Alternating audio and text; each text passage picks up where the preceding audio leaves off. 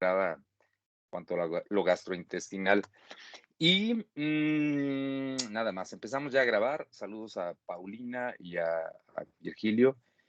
Que muy amablemente el doctor Vigilio nos autorizó a seguir en esto, que parece que era lo que convenía a la mayoría, que los martes nos quedemos en clases en línea y los miércoles tengamos esta clase híbrida.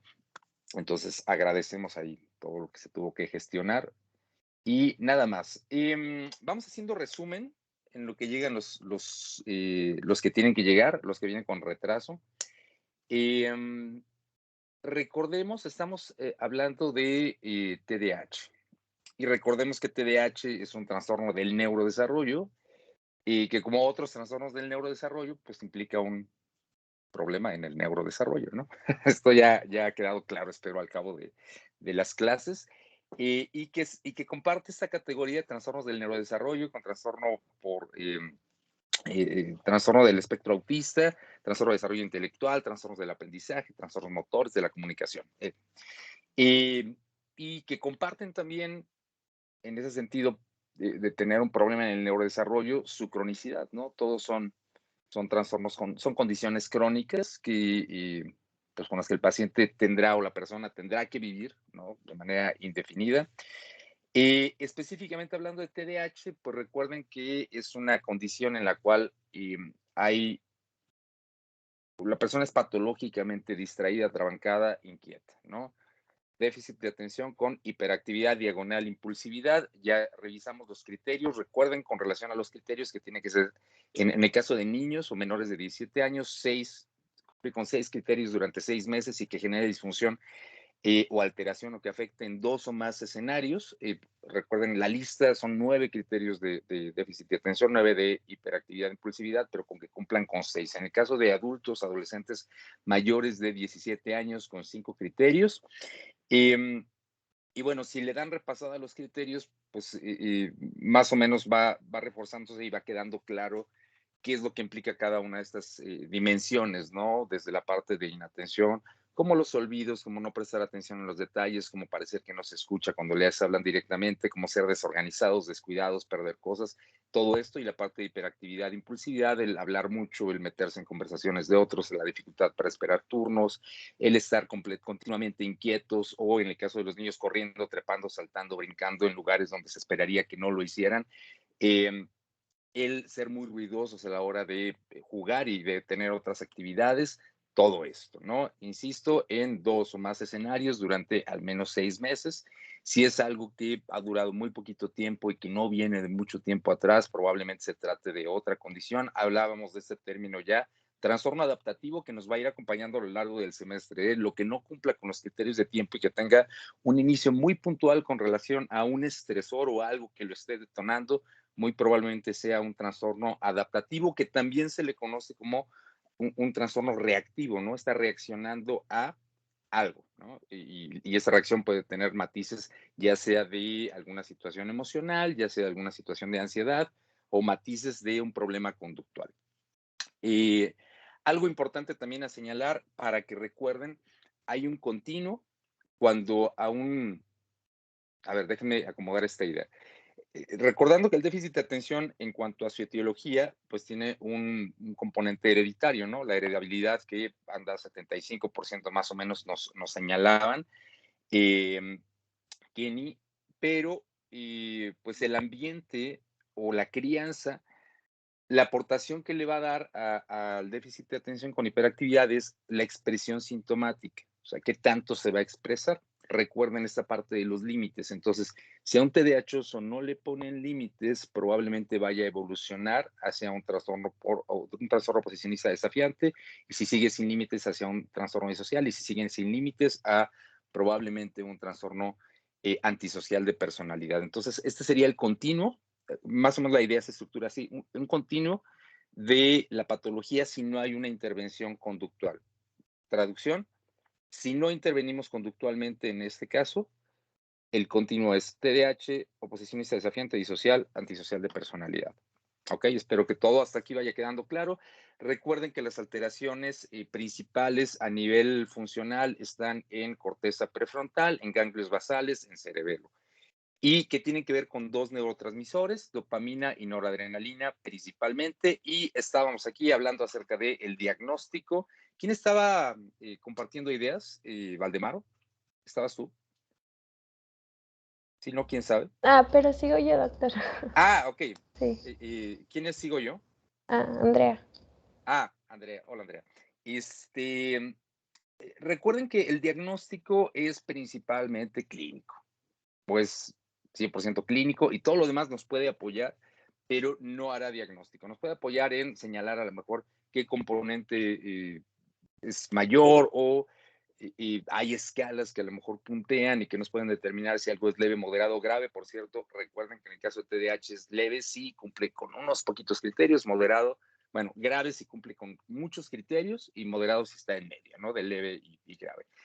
Y el diagnóstico es por clínica. Entonces, ahora, ¿hay quién fue? ¿Quién va a continuar? Yo. ¿Pero quién yo? Ah, Andrea. Ah, Andrea. Ahora, Andrea nos comentará algo con relación a pruebas analíticas o pruebas complementarias que podría haber. Listo, Andrea. Espero que haya quedado claro este mini resumen acerca de TDAH con lo que llevamos hasta ahorita. Venga, Andrea, te Sí, escuchamos. bueno, de lo que tenemos de pruebas analíticas es que no existen.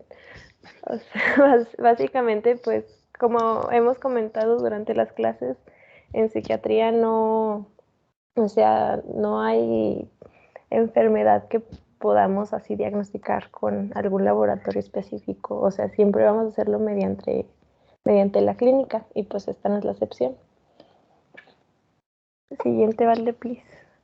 Y bueno, existió una prueba que, como dijo el doctor, si bien no es diagnóstico, pues nos puede ayudar mucho. Y esta es la prueba de actividad continuada. Esta va a consistir, es como si fuera un programa de compu, en la que vamos a ponerle al niño como que diferentes secuencias de ya sea letras, números, formas. Entonces va a tener el niño unos botones para que seleccione lo que seguiría en la secuencia. Entonces, pueden existir como que dos tipos de errores que puede tener el niño con TDAH. Pueden ser por omisión o por comisión. Por omisión van a ser aquellos en los que se va a distraer y va a dejar de apretar el botón porque ya va a andar como que en su rollo. Y de comisión es que va a tener este aspecto de impulsividad en el que no va a poder evitar como que presionar el botón aunque aún no salga como que la secuencia como tal. Entonces, esto nos puede servir para, por ejemplo, comparar el rendimiento del niño antes y después de recibir el tratamiento. Siguiente, Plix. Y bueno, ya. Sí, perdón, Andrea, nada más como para comentarles un poquito acerca de este tipo de pruebas, se los pondría como en un ejemplo ya práctico. Por ejemplo, hay unas pruebas de recompensa, ¿no? En donde le dicen al sujeto, vas a apretar la tecla L si aparece una carita feliz y la tecla M si aparece una carita seria, ¿no? Y entonces, por cada vez que atines, te vas a ganar una estrellita o te vas a ganar un punto. Y entonces aparece carita feliz y sí le atina, ¿no? Aprieta la L, la que tenía que aplicar, ya ni me acuerdo cuál dije, ¿no? Y aprieta correctamente, pero entonces un chaval o una persona inatenta, pues no se va a fijar, ¿no? Cuál carita era o se le van a ir algunas caritas felices porque van cambiando rápidamente la carita que le van poniendo. A fin de buscar justamente que vaya cometiendo los errores. Alguien que no tiene inatención, pues se equivocará muy poco en esta parte de la asertividad. Alguien con impulsividad o con hiperactividad, pues va a apretar independientemente de lo que salga, ¿no? Carita feliz, porque sí, sí, todo sí, sí, sí, sí, sí, porque no puede controlar, ¿no? Por eso decía Andrea, errores de comisión, comete este error y en la parte de inatención más bien omite, ¿no? El hacer lo que se espera que haga, que es oprimir determinada tecla, ¿no? Entonces, más o menos este tipo de pruebas nos pueden evaluar. Y hay muchas, muchas, muchas de estas pruebas, ya sea estructuradas en papel o ya sea en programas de computadora. Incluso este mismo modelo se puede llevar a cierto tipo de intervenciones no farmacológicas Y creo que no lo tienen contemplados ustedes en la presentación, pero probablemente yo pueda hablar un poquito acerca de neurofeedback.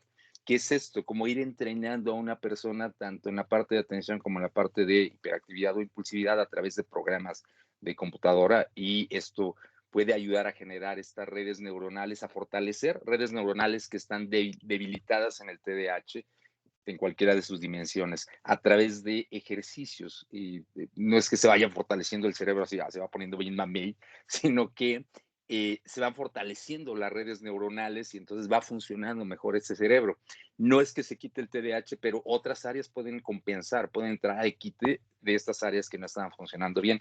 Entonces, a través de cierta estimulación se puede lograr, pero bueno, esto lo tomaba a partir de lo que señalaba Andrea de las pruebas, ¿no? Estas pruebas nos pueden ayudar un poco a orientarnos con relación al diagnóstico o a qué parte está más afectada, o específicamente de las funciones ejecutivas de las que hablábamos la clase pasada, cuál estaría un poco más afectada que otras, para saber en dónde nos tendríamos que enfocar. Adelante, Andrea.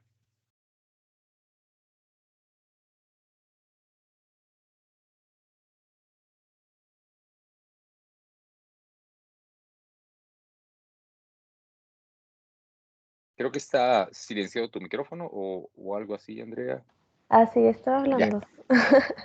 En cuanto a tratamiento, les decía, vamos a tener dos pilares principales. Por un lado va a ser la psicoterapia conductual y las intervenciones psicosociales, y por otro lado vamos a tener la terapia farmacológica.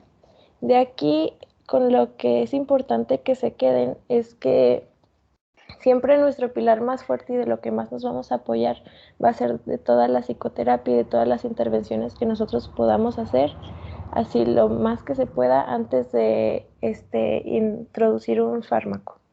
Entonces, por ejemplo, el primer paso que daríamos con un niño con TDAH sería dar terapia, ya sea con psicología o pedagogía, por al menos 8 semanas, y posteriormente evaluaríamos la respuesta a las intervenciones. Y aquí un punto importante es que, por ejemplo, los niños preescolares y escolares, es buena idea meterlos en terapias grupales, pero a chicos adolescentes no, pues porque son un poco más, pues sí, como que no les gusta trabajar en equipos. Y bueno, ya una vez viendo si respondieron o no, pues es como vamos a decidir si iniciamos tratamiento. Ahora, también va a ser importante el papel de los padres en la enfermedad, o sea, bueno, no enfermedad como tal, pero eh, que que entiendan primero que las acciones del niño no son como que por mal portado o que sea, pues sí, que no tome atención o que sea lentito, como muchos dicen, porque pues son como algunos prejuicios que les ponen. Y pues que activamente estén poniendo límites o que estén entendiendo al niño, y también que entiendan que pues no es malo que tenga una intervención farmacológica, porque muchos papás se friquean con eso de, ay no, mi niño va a tener que tomar pastillas, está loquito. Entonces, pues sí, también hay que ver eso por parte de los padres. Y bueno, va a haber también dos criterios, que va a ser que la intervención farmacológica va a ser siempre a partir de los 6 años, si hay síntomas severos o si, pues como les dije, no hubo respuesta a las intervenciones previas. Y, qué más se me olvida? Ah, y hay otra como situación especial en las que se podría dar en niños de 5 años, me parece, y es cuando sí tienen síntomas así muy, muy, muy graves.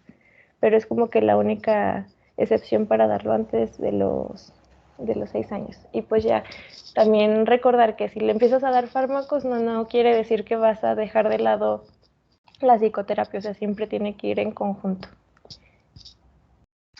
Ok, déjenme señalar, en la gran mayoría de trastornos psiquiátricos, en la gran mayoría, cuando hay evidencia científica de mejoría a partir de tratamiento farmacológico, y las intervenciones ideales son las combinadas. Casi en todas las publicaciones así lo van a ver, como nos lo acaba de decir Andrea, la combinación de medicamento más terapia.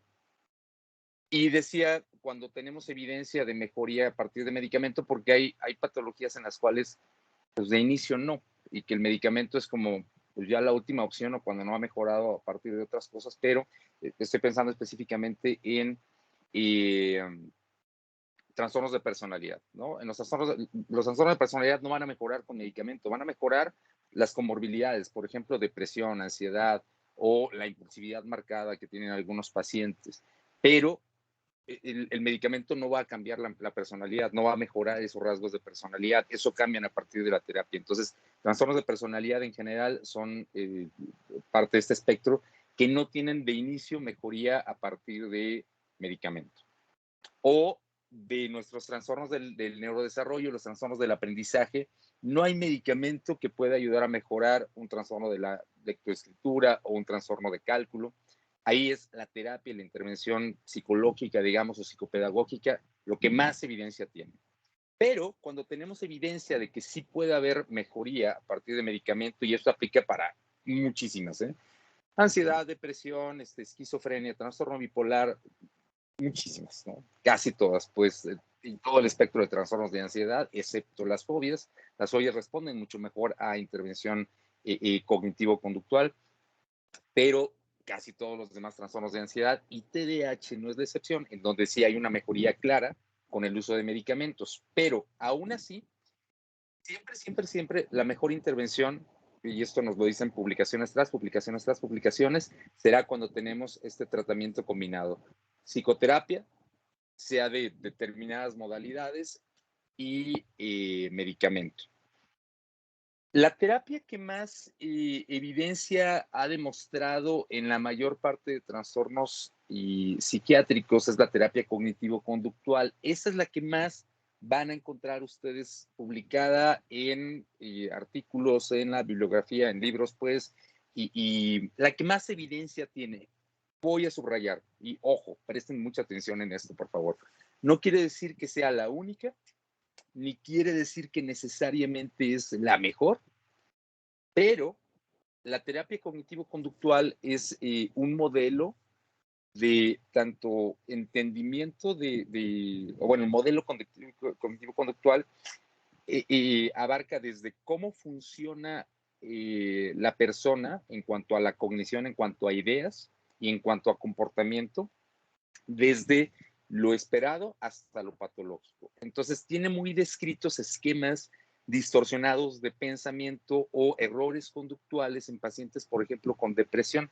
Ya hablaremos de esto, ¿no? Pero, por ejemplo, el paciente con depresión frecuentemente tiene una idea errónea acerca de sí mismo y dice, pues es que no valgo y no me quieren porque pues yo tengo muchos defectos. Esta es una distorsión cognitiva del paciente deprimido. Entonces no se siente merecedor y pues más fácilmente se siente mal con rechazo o con situaciones negativas que ocurren.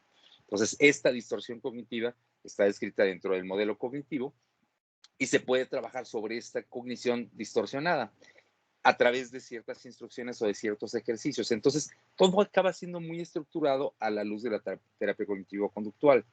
Y están estructuradas las sesiones y dicen el modelo para intervención en depresión es de 8, de 12 sesiones, del número de sesiones que sea.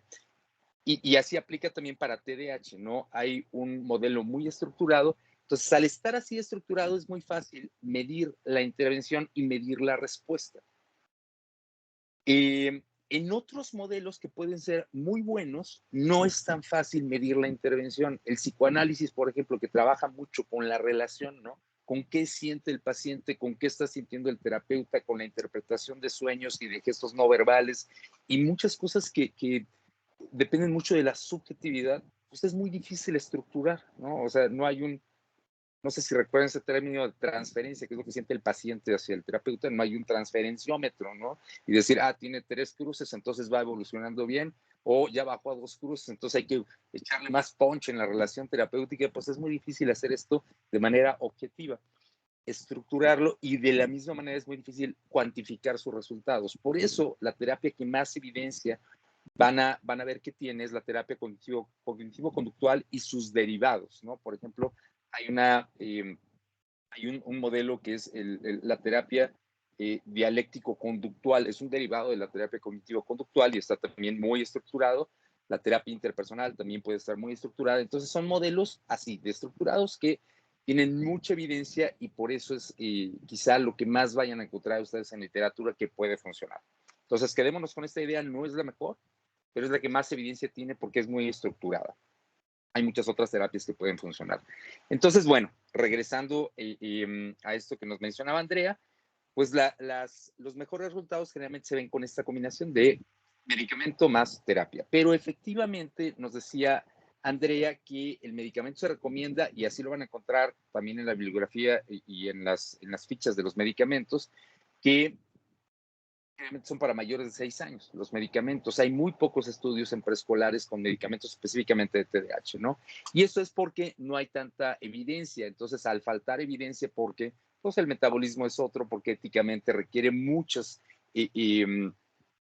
precisiones para poder correr estudios en preescolares. Entonces, generalmente no hay tanta evidencia que respalde. Esto no quiere decir que no puedan funcionar y que no sean seguros. De hecho, los PAIDOS ocupamos el medicamento para TDAH en preescolares en muchas ocasiones porque el paciente ya llega después de haber intentado muchas otras cosas, ¿no? Entonces, no es que estén prohibidos, pero en la consulta de primer contacto en medicina general es mejor no empezar medicamentos antes de los 6 años, ¿no? Excepto, ahí nos pone nos señalaba Andrea la excepción que los síntomas sean muy graves, ¿no? Podría ser así, o la combinación, ¿no? Mayores de 6 años con síntomas graves, pues sin duda alguna pensamos el medicamento, ¿no? O si no ha respondido a intervención terapéutica durante un tiempo, nos decía ella 8 semanas, que me parecería sensato, aunque hay papás que no se van a esperar 8 semanas, y que dicen, pues en un mes la terapia no está funcionando, adiós, ¿no? Yo quiero respuestas y quiero que lleguen ya, ¿no? Entonces, este terapeuta no sirve, vamos a buscar a alguien más. Entonces, también depende mucho de los papás. Y también quisiera señalar de una vez, y les decía, TDAH nos da la pauta para lo que va a pasar con otros temas, ¿eh? Y el que podamos trabajar con los papás en pro de la salud mental y de la calidad de vida de los menores depende muchísimo, muchísimo. Y yo diría que pues a lo mejor el 50% del éxito dependerá de lo que ustedes logren como enganche con el paciente y con la familia, ¿no? Porque si el papá, así como nos decía Andrea, pues no está convencido de que pues, le vaya a funcionar una terapia al niño, ¿no? Porque incluso ya no digan con los medicamentos, incluso con las terapias, ¿no? En donde señalan los papás, pues a mí no me van a decir qué tengo que hacer con mi hijo, ¿no? Yo ya sé qué hacer con mi hijo, a mí cámbienmelo, cúrenlo, ¿no? Pero no me van a dar instrucciones a mí, así, papás súper rígidos, ¿no? Pues es muy complicado. Entonces, por eso, parte del requisito de las presentaciones era todo este material que les pedíamos de psicoeducación, porque ese es justamente para explicar a los papás y decirles, mire, de esto se trata la condición que tiene su hijo, sí implica una condición médica, implica una intervención médica. Hay estudios que respaldan todo esto, entonces siéntase tranquilo de que hay evidencia para poder hacer este diagnóstico y para poder sugerirle esta intervención. Si los papás tienen muchas dudas, no están convencidos, tienen muchos prejuicios, no van a llevar al niño a terapia, no le van a dar al niño medicamento y no va a funcionar. Entonces, por eso buena parte del trabajo de enganche tiene que ser este trabajo de psicoeducación, le llamamos, de educar al paciente con relación a una condición y hacer alianza con él. Entonces, es fundamental. Apóyense justamente en este material que ustedes mismos están produciendo para explicarle los pasos, para mandarles la infografía vía WhatsApp, ¿no? Y tenga esta infografía y vamos a revisarla. Y si hay dudas, las vamos a ir tratando de aclarar en las siguientes consultas para que este no sea un elemento de sesgo en la respuesta o de mala respuesta, pues el que los papás se resistan, incluso con adolescentes, ¿no? Con los niños es relativamente fácil, porque no se cuestionan tantas cosas, ¿no? Y dicen, no, pues sí, estoy mal de mi atención, pues vamos a tratar de mejorar la atención y si para esto me ayuda una pastilla, está bien, son mucho menos complejos, ¿no? Realmente los complicados son los papás y vamos a abrir otra carpeta aquí, otro folder, y si me estoy perdiendo mucho, me regresan, ¿eh? Parte de lo que pasa cuando ustedes dan un diagnóstico a un paciente, y esto a lo mejor va a ser mucho más clarito cuando hablemos de trastorno del espectro autista o trastorno del desarrollo intelectual, pero la reacción de los papás ante el diagnóstico o la reacción de un paciente, casi cualquiera, ante un diagnóstico a lo mejor grave o un diagnóstico crónico, pues es muy importante tenerla en cuenta, ¿no? Y esto lo habíamos mencionado un poquitín, lo habíamos esbozado en la primera parte del curso, pero déjenme ver, a ver, quiero preguntarle así a alguien ahorita de los que están, alguien que llegó temprano. Aldo, ¿estás por acá? Debí llegar temprano a clase, Aldo.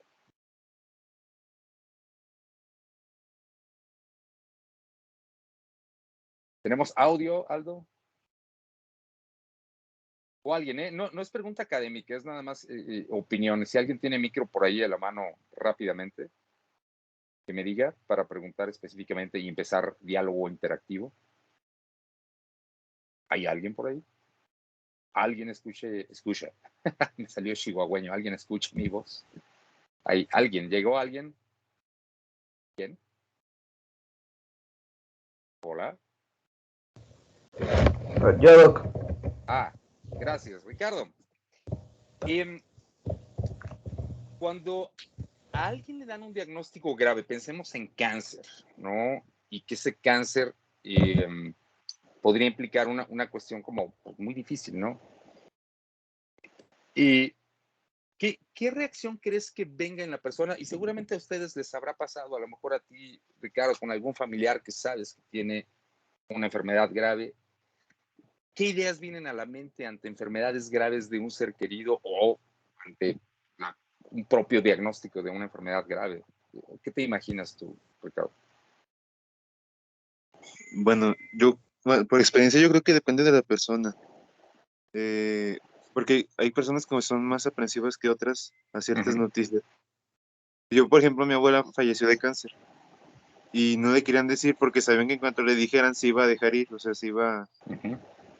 Y en efecto eso pasó. En cuanto se enteró, como que se rindió y, bueno, igual es muy, muy duro decir que se rindió, ¿no? Porque fue una friega, pero sí se fue muy rápido. En cambio, he visto otras personas que les dicen que tienen esa enfermedad y como que pues le chingan, pues. Entonces yo creo que depende tanto del entorno de la persona, de su apoyo familiar y emocional y económico y de su personalidad, ¿no? Por supuesto. Sí, y cada quien va a tener una reacción muy matizada por la historia personal. Gracias, Ricardo. Pero, sin embargo, hay reacciones comunes y esta reacción tiene un nombre, que es a donde quiero llegar y no sé si alguien ya lo tenga por ahí. Mariana, Itzel, ¿ibas a comentar tú algo? Bueno, es que yo expongo, entonces como que no quería participar. Pero Participa, es ¿no? que ahorita con ese comentario me vino a la mente un suceso justo de TDAH, porque cuando llevamos psiquiatría, Félix nos dijo a mí y a Andrea, que es mi otra compañera que está exponiendo, así como de, ajá, ustedes son TDAHentas. Entonces, me da mucha risa porque para Andrea fue así como de, ah, genial, no soy pendeja, o sea, hay una explicación. Y para mí fue un, ay, soy pendeja y no se me va a quitar. Y a mí me dio como para abajo y para ella fue como un alivio. Entonces, pues ya, solo quería ejemplificar justo con TDAH Claro. eso.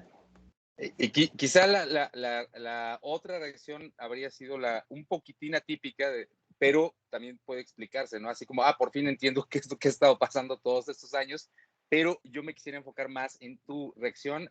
Gloria, ¿tienes alguna otra opinión complementaria?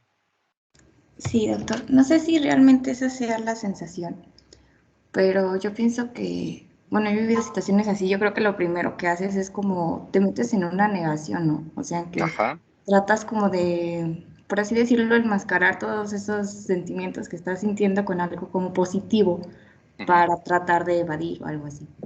Ok, y ya están saliendo aquí términos, fíjense. Muy bien, Gloria. Negación.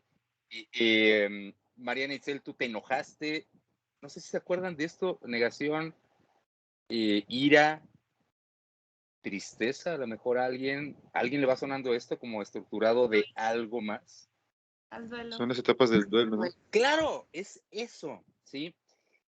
Ante un diagnóstico, pongámosle moderado, grave o crónico. Crónico, recuerden que no es algo grave, sino algo que no se va a quitar, ¿no? O algo que dura ya mucho tiempo. Hay una reacción de duelo. Y cuando a un familiar, es más, pensémoslo aplicado en este caso, ¿no? Cuando a un papá o a una mamá le dicen su niño tiene una condición que no se va a quitar y que va a requerir ayuda quizá por mucho tiempo y probablemente requiera medicamento, tenemos una reacción de duelo. Cuando a alguien le dicen tienes cáncer o tu abuelita tiene cáncer, no, no puede ser, ¿no? O sea, queremos una segunda opinión. No, no es verdad, o sea, ¿por qué le dio cáncer si es una buena persona, no? O si se ha cuidado toda la vida. No, no se va a morir, ¿no? Viene la negación, viene el enojo, viene depresión, negociación, aceptación. Recuerden que no tiene una línea de continua, puede ir y regresar en las diferentes etapas del duelo. El duelo ya lo han revisado ustedes, pero sí lo quiero traer a la materia porque ante muchos de estos diagnósticos se da esta reacción de duelo. Les decía yo, mucho más es sentido en el trastorno del espectro, en los trastornos del espectro autista, en el trastorno de desarrollo intelectual, en donde a lo mejor el escenario es mucho más complicado por esta necesidad de asistencia crónica. Pero el TDAH no es la excepción, o sea, como que hoy tengo un duelo, no nada más por, bueno, es más, díganme ustedes, el duelo ante un diagnóstico es ¿qué es lo que se está perdiendo? O sea, el duelo es una reacción ante la pérdida, ¿no? Se muere se muere mi perrita anterior, pues estoy reaccionando a la pérdida, ¿no? O sea, se fue y ya no va a estar, entonces me pongo triste o todo lo que quiera, ¿no? Entonces es una reacción ante la pérdida. Pierdo la cartera y tengo una reacción de duelo. Pierdo una pareja, termino con mi pareja, tengo una reacción de duelo, ¿no? Perdí la pareja. En el caso de la enfermedad, ¿qué es lo que se pierde? O sea, ¿por qué hay una reacción de duelo? ¿Qué es lo que estoy perdiendo? Una pareja, o sea, sí voy a perder a una pareja, pues, pero hay algo más que se está perdiendo cuando a un papá, pensemos específicamente, cuando a un papá le dicen, oiga, su niño tiene TDAH, hay una reacción de enojo porque está perdiendo algo. ¿Qué está perdiendo un papá o una mamá al que les hacen el diagnóstico de TDAH en un hijo? ¿Alguien se imagina? Todas las opiniones son válidas. Pues el sentimiento de mi hijo no es normal, ¿no? Y el sentimiento, yo lo afinaría un poquito, Diego. Cristian, mientras, opínanos algo. Cristian, Alexis. Sí, doctor. Pues yo creo que estarían perdiendo más bien como la expectativa que tienen del hijo, ¿no? Ahí, perfecto. O sea, es eso, es la pérdida de expectativas y decir, sí, un poco lo que tú decías, Diego, o sea, mi hijo no es normal, ¿no? Entonces, no va a poder estudiar o está tontito o qué va a pasar, ¿no? O va a requerir medicina toda su vida o se va a hacer adicto a una medicina. Entonces, perder esa expectativa de tener un hijo, entre comillas, normal, cuando jaja, no saben que nadie tiene un hijo normal, ¿no? Que cada uno de los hijos tiene ciertas características y ciertas situaciones. Y este hijo, pues lo único que tiene es una condición que requiere intervención, ¿no? Así como otros requerirán intervención en otras cosas, yo pienso así, todos los hijos académicos que tengo en este momento, sea ustedes, porque son mis hijos académicos, ya lo asumí, están en una discapacidad económica, ¿no? y tienen necesidad de asistencia económica y además de asesoría económica desde ya, ¿no? Entonces, todos tenemos ciertas necesidades en las cuales requerimos asistencia y apoyo. En el caso del TDAH, requiere a lo mejor por esta parte de funciones ejecutivas alteradas y va a requerir apoyo, pero pues ¿quién es normal? Por eso es tan importante que nos conectemos con la falta de normalidad en salud mental. Entonces, el duelo que se genera, retomando esto que nos decían, es sobre las expectativas y va a quedar mucho más claro cuando hablemos de trastorno de desarrollo intelectual y trastornos del espectro autista, ¿no? O sea, se mueren las expectativas con relación a esto, con todo. ¿Se acuerdan lo que decíamos desde cuando una mamá empieza a proyectarse como mamá, empieza a pensar cómo va a ser como mamá? Y decíamos, desde que empieza con este juego simbólico de ser mamá, desde ahí va conceptualizando cómo va a ser ella como mamá, ¿no? El papá llegamos mucho más tarde a esto, porque generalmente no jugamos tanto al papá por el rol de género, pero sí ya cuando viene el embarazo o cuando está planeando una familia hacia futuro, empieza a generarse esta expectativa Y en el momento en que llega un diagnóstico es, la tengo que matar. Pierdo esa expectativa y es muy doloroso y pasa uno por esas etapas del duelo, ¿no? Que puede ser algo muy sencillito y algo relativamente rápido, como le pasó a Andrea, decir, chido, ¿no? Ya soy TDAHosa, ok, ya entendí. Pero puede ser algo muy complicado, decir, pues, ¿y qué va a pasar, no? ¿O voy a poder estar sin un medicamento? Todo esto que se puede revolver, pero ahora tradúzcanlo en papás, ¿no? En papás sobre este hijo. Y decir, bueno, ¿qué nos espera, no? Ya no puedo pensar así como que en este hijo que yo tenía preconceptualizado a futuro. Entonces, sí puede haber como una situación muy complicada. Voy cerrando estas carpetas que abrí. Entonces, piensen en los papás y piensen en transmitirles información información que sea clara, que sea entendible. Asegúrense, yo generalmente pregunto cuando hago ese trabajo de psicoeducación, ¿está claro? ¿Tienen alguna duda? No asuman que porque ya explicaron, el paciente entendió, porque muchas veces, y nos pasa en clase, ¿no? Está claro, el silencio, ¿no? Y nadie dice nada, y a lo mejor hay muchísimas dudas, o a lo mejor las dudas van cayendo después, entonces sigan preguntando, ¿tienen alguna duda con relación a todo esto? ¿Tienen inquietudes? ¿Tiene miedos? ¿Tiene temores? Porque el poner esto sobre la mesa y el ir aclarando va a facilitar la comunicación que ustedes tengan con los papás, con el paciente en un momento determinado, y va a ayudar a que caminen mejor las cosas. Entonces, de verdad, busquen esta alianza y busquen esta psicoeducación con los papás. Y pues finalmente la intervención con papás va a ser también determinante. De eso hablaremos un poquito más adelante, pero cerrando la última carpeta, a los que mejor les va es a los que tienen medicamento más terapia, cuando el medicamento está justificado. Listo, Andrea. Qué chorote me aventé. Déjenme callo. No se apure, doctor. Bueno, ya pasando a... Ay, no se me mueve. No, ya. En cuanto a los criterios del tratamiento farmacológico, bueno, pues primero que tengamos como que un diagnóstico así, como diría un doctor, con los pelos de la burra en la mano. Ya esté confirmadísimo el diagnóstico. Que sea mayor de 6 años, que los padres acepten los medicamentos y bueno, aquí van a ver como que ciertos factores que van a ser importantes. Va a ser que antes de iniciar el tratamiento debemos hacer una historia clínica completa, o sea, no de así solo especializada en psiquiatría, sino completa, porque tenemos que buscar síntomas cardiovasculares, tenemos que ver cómo está la frecuencia cardíaca, la tensión arterial, el peso, la altura, si hay antecedentes heredofamiliares de enfermedad cardíaca. Por ejemplo, en los pacientes que tienen antecedentes personales o de familiares, pues sí tenemos que hacerles un electro porque pueden verse como que alterados estos aspectos y puede perjudicar al paciente si se les da, ¿no? Es que, bueno, sí había leído como que puede agravar ciertos síntomas pues, del sistema cardiovascular. Sí, Andrea, lo que pasa es que se empezó a trabar el audio, entonces así como que estaba yo a la espera de que me oyera bien. Pero sí, voy a subrayar lo que acabas de decir con los medicamentos, particularmente los de primera línea de tratamiento, ya vamos a aclarar cuáles son. Puede haber complicaciones cardiovasculares. En un paciente que no tiene ningún factor de riesgo, no hay ningún problema. Pues, o sea, sí vale la pena tenerlo monitoreado en frecuencia cardíaca, en presión arterial y en otros síntomas cardiovasculares, ya incluso en bajo tratamiento, pero generalmente el enfoque es pacientes que tengan antecedentes de cardiopatía, que haya mucha situación a nivel familiar, mucho factor de riesgo, pues, para alguna situación cardiovascular, tener un poquito más de precaución, tenerlos monitoreados, hacerles electrocardiograma, pero solo si está justificado por antecedentes o por historia clínica, ¿eh? No le tengan miedo, pues, a los medicamentos para TDAH, así como que hoy vamos a tener que estar muy preocupados por lo cardiovascular, no, pero sí importa en estos pacientes que pudieran tener factores de riesgo. Listo, Andrea.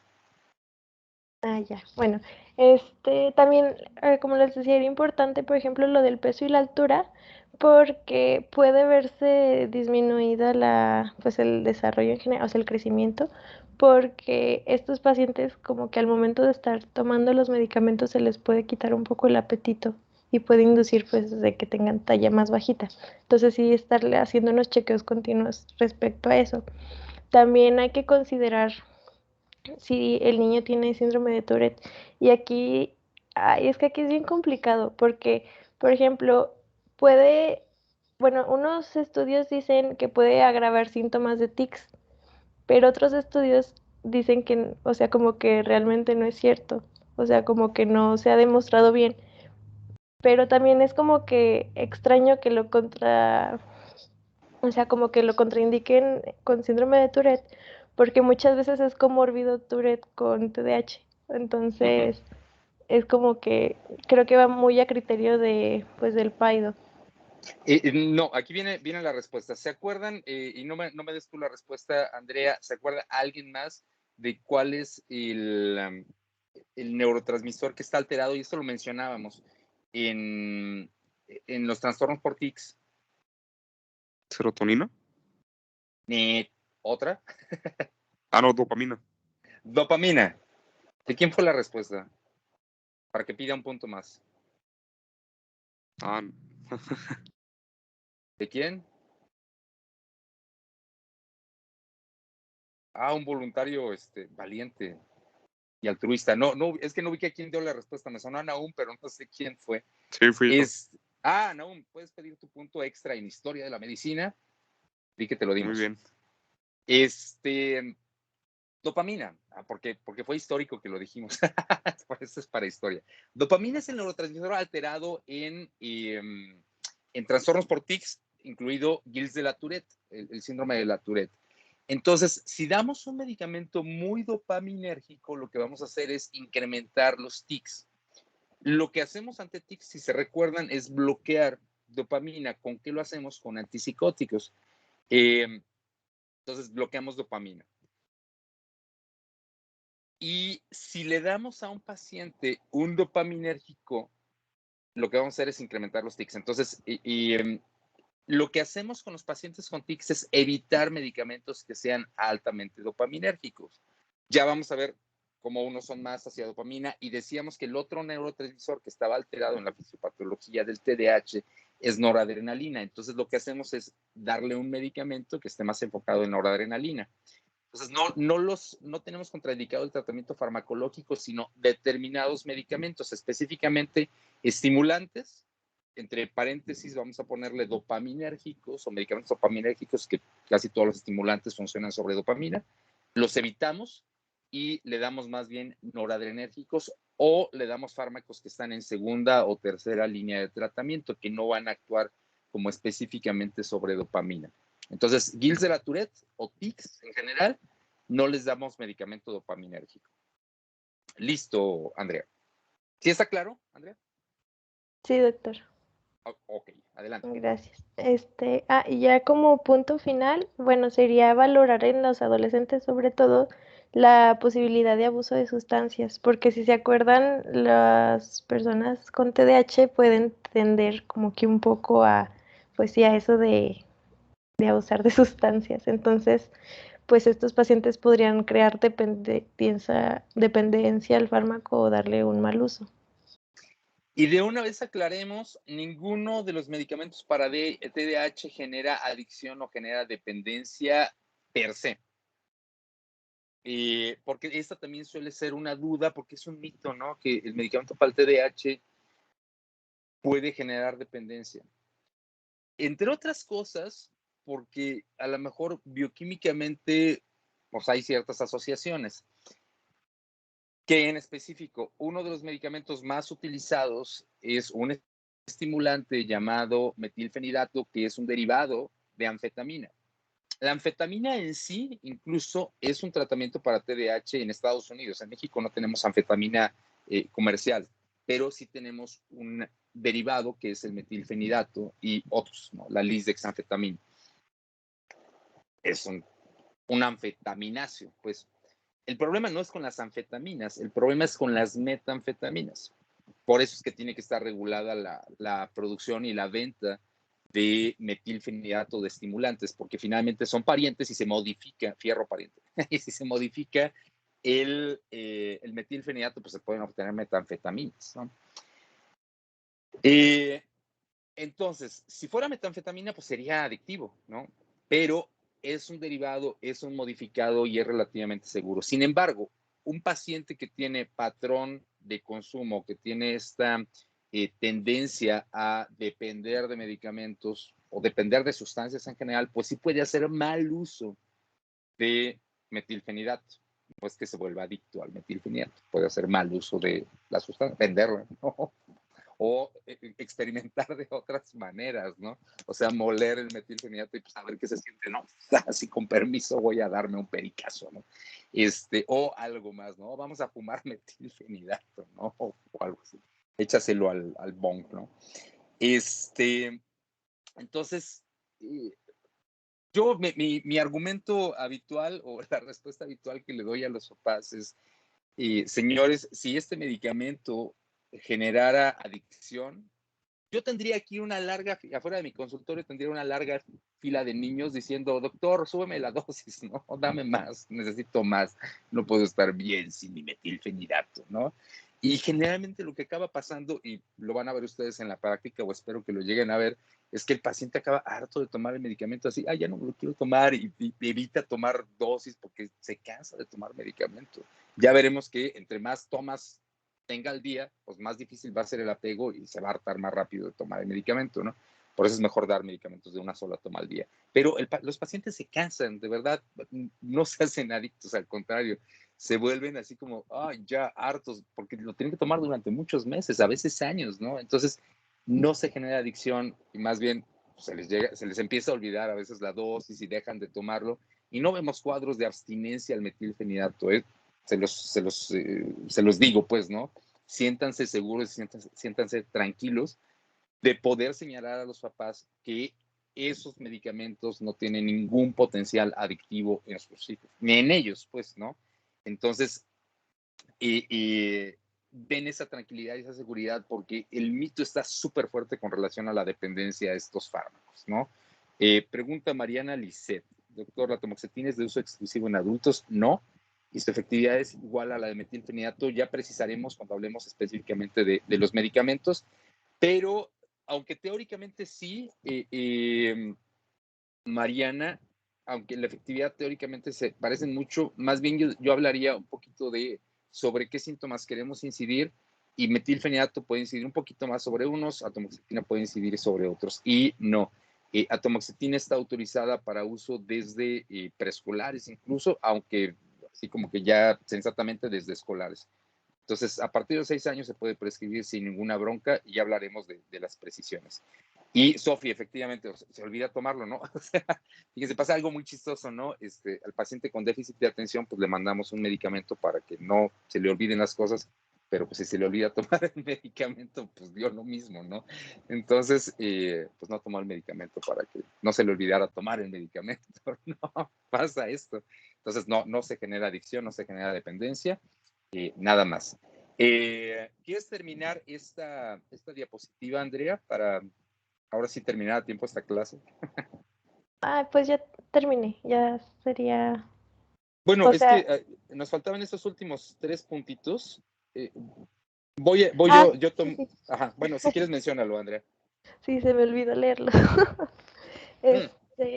No 3 puntitos, el antepenúltimo y el penúltimo, decías. Sí, de que el niño no tenga una ansiedad significativa y de que el abuso de sustancias entre los miembros del hogar pues no va a ser una preocupación, así como decía. No, Ok. más bien el que no habías mencionado era el que no tenía retraso generalizado del desarrollo. Porque lo otro sí, justamente ahí nos enfocamos. Lo del generalizado desarrollo, esto es porque tendríamos que cuidar que las manifestaciones que estamos viendo no sean porque el chaval trae retraso en su desarrollo, ¿no? O no tiene un trastorno del espectro autista que le hace no poner atención, o no tiene un trastorno del desarrollo intelectual que le hace no entender indicaciones y entonces pues, estamos medicando algo que no tendría que ser medicado, excepto que un TDAHoso, excepto que un paciente con trastorno del espectro autista o un paciente con retraso mental o trastorno de desarrollo intelectual también cursaran con TDAH. O sea, no está contraindicado para el TDAH en este tipo de circunstancias, pero si solo tiene un trastorno generalizado del desarrollo, pues no. Y en el caso de la ansiedad significativa, va otra vez los estimulantes en particular, metilfenidato, lisdexanfetamina, pueden tener como efecto secundario ansiedad. Entonces, podríamos exacerbar la ansiedad, como lo mismo que decíamos para tics. Entonces, valdría la pena tener cuidado en ese tipo de pacientes y no está contraindicado, no es una contraindicación, nada de esto es contraindicación absoluta, ni siquiera cardiopatía, ¿eh? Simplemente es que vamos a tener que tener un poquito más de cuidado al momento de indicar un medicamento por vigilancia de estos efectos secundarios. ¿Algo más de aquí, Andrea? No, ¿verdad? Creo que no. No, ¿Cuál, ya es no. la, ¿Cuál es la siguiente diapo?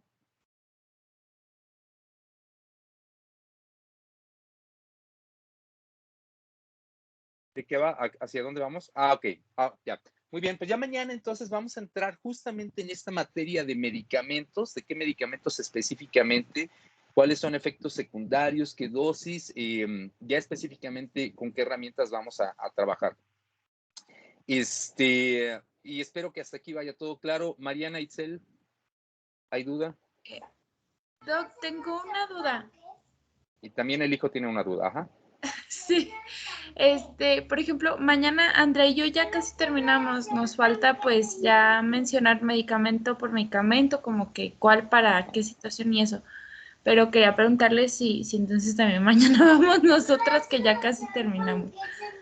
Yo sí les quisiera señalar la parte de organizarse y con relación a ir, yo la dejo en manos de ustedes, son adultos y como tal esperaría que se comportaran y que se pudieran organizar. No lo tomen como regaño, sino simplemente tengan la libertad de ustedes organizarse. A mí me va a dar muchísimo gusto verlos en presencial, pero entiendo que es muy complicado para muchos. Entonces, bueno, organícense ustedes. Si ya van a terminar pues, y lo tienen que presentar, pues igual vale la pena que vayan, si así es el acuerdo en el grupo que los que exponen se presentan. Les dejaría yo más bien esta decisión a ustedes. Finalmente tendrán que estar conectados todos, ¿no?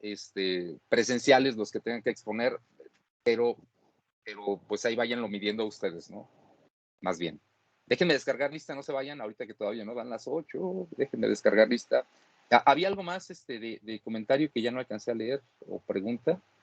Déjenme descargar lista. Aquí está, descargada la lista de asistencia y listo, ya está descargado, ya se pueden ir desconectando.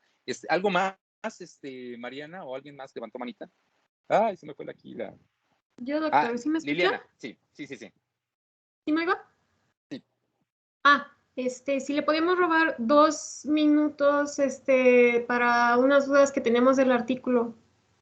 Sí, Lili. Sí. Ok. Bueno, lo que pasa es que del artículo no estábamos seguros porque nos tocó el de estudios de imagen en relación con deterioro cognitivo, pero como hay una clasificación de deterioro cognitivo así, pues como medio grande del DSM-5, entonces gigantesca. queríamos como estar seguros como hacia dónde nos íbamos a dirigir, porque como también